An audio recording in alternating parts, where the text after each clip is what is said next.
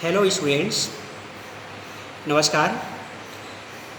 आज हम अध्ययन करेंगे सामान्य बीमा के अंतर्गत अग्नि बीमा का। और अग्नि बीमा के अंतर्गत अग्नि बीमा कराने की विधि आप सबको बताई जाएगी। अग्नि बीमा कराने की विधि के अंतर्गत मुख्य रूप से जो बिंदु हैं वे निम्नानुसार हैं। सबसे पहले कंपनी का चुनाव। अग्नि बीमा करने वाली कंपनियां दो प्रकार की हैं जो अग्नि बीमा करती हैं। पहली कंपनी है जिसके अंतर्गत हम कहते हैं प्रशुल्क कंपनियां या टैरिफ कंपनियां। टैरिफ कंपनियों का आशय यह है कि ये कंपनियां एक संघ के रूप में या एक पुल के रूप में काम करती हैं। इसके अंतर्गत जितनी भी कंपनियां होती हैं वे कंपनियां संघ का सदस्य होती हैं और उन कंपनियों के बीच आपस में किसी भी प्रकार का कोई प्रतियोगिता नहीं होता। इनके प्रीमियम की दरें एक समान होती हैं और जोखिम का मूल्यांकन करने की जो विधि है वह भी एक ही प्रकार की होती है। प्रशुल्क कंपनियों का जो व्यवसाय है वह भारत में बहुत ज़्यादा फैला हुआ है।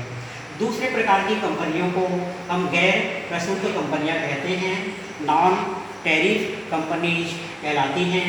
ये कंपनियां भारत में स्वतंत्र रूप से कार्य करती हैं और इनके प्रीमियम की दरें भी अलग अलग होती हैं और इनमें आपस में प्रतियोगिता की भावना भी होती है। तो यदि कोई व्यक्ति अपनी संपत्ति का बीमा कराना चाहता है तो सबसे पहली बात तो ये है कि उसे कंपनी में से कौन सी कंपनी से वह बीमा कराना चाहता है। कंपनियों का चुनाव पहली प्रक्रिया है। दूसरी प्रक्रिया के अंतर्गत हम आते हैं प्रस्ताव पत्र भरना, प्रोपोजल फॉर्म फिलअप करना। प्रस्ताव पत्र मतलब जिस संपत्ति का अग्नि बीमा कराया जाना है उस संपत्ति के संबंध में आवेदक या प्रस्तावक प्रस्ताव पत्र भरता है।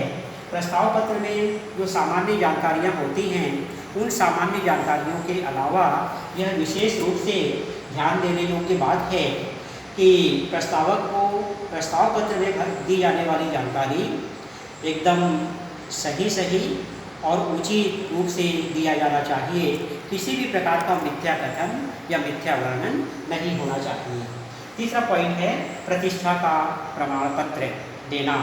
प्रतिष्ठा का प्रमाण का आशय यह है कि जो व्यक्ति अपनी संपत्ति का बीमा कराना चाहता है उसे प्रतिष्ठा का प्रमाण या ईमानदारी का प्रमाण या सनिष्ठा का प्रमाण पत्र भी देना होता है।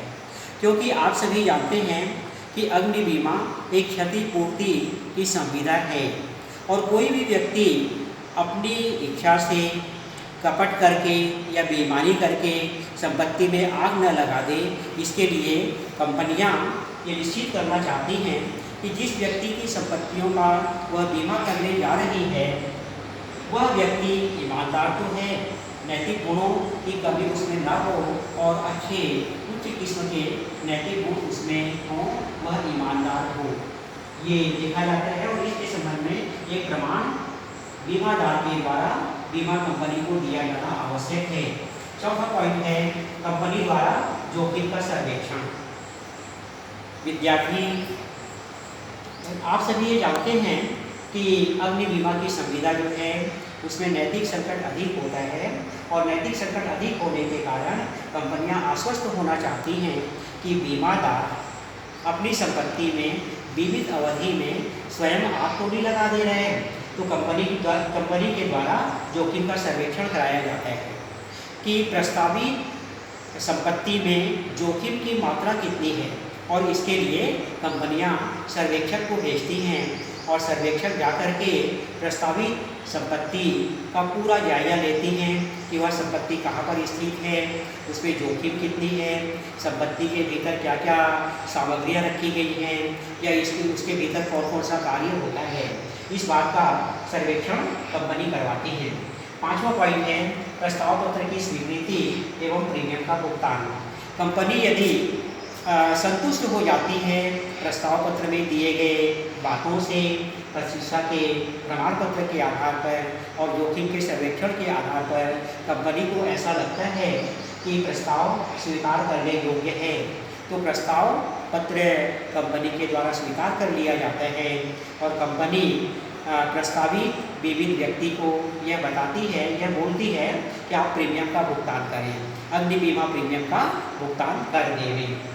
जैसे ही अग्नि बीमा प्रीमियम का भुगतान किया जाता है, कंपनी के द्वारा एक कच्ची रसीद, जिसे हम आवरण पत्र भी कहते हैं या कवर नोट कहते हैं, कवर नोट जारी किया जाता है। और कवर नोट जारी करने का आशय है कंपनी ने संबंधित संपत्ति का बीमा कर लिया है। और अंतिम पॉइंट आता है बीमा पॉलिसी प्रदान करना। जैसे ही कवर नोट जारी किया जाता है या आवरण पत्र जारी किया जाता है, आवरण पत्र अल्प अवधि के लिए जारी किया जाता है और उसके पश्चात कंपनी जो है वह बीमादार को बीमा पॉलिसी प्रदान करती है और बीमा पॉलिसी में सभी आवश्यक शर्तों का उल्लेख होता है, कौन सी संपत्ति का बीमा किया गया है, कितनी अवधि का किया गया है, उसका प्रीमियम कितना है और बीमादार कौन है। इन सब बातों की जानकारी स्पष्ट रूप से बीमा पॉलिसी के अंतर्गत प्रदान की जाती है। बीमा पॉलिसी के अंतर्गत किन शर्तों के तहत यह बीमा पॉलिसी की गई है, उन शर्तों का भी विस्तृत ब्यौरा दिया जाता है। इस प्रकार से अग्नि बीमा कराने की जो विधि है वह 7 बिंदुओं में विभक्त है। आप में से यदि किसी स्टूडेंट को इन बिंदुओं में से कुछ समझ में न आया हो तो कृपया आप पूछ लें, ताकि मैं उसे दोबारा आपको क्लियर कर सकूँ। धन्यवाद।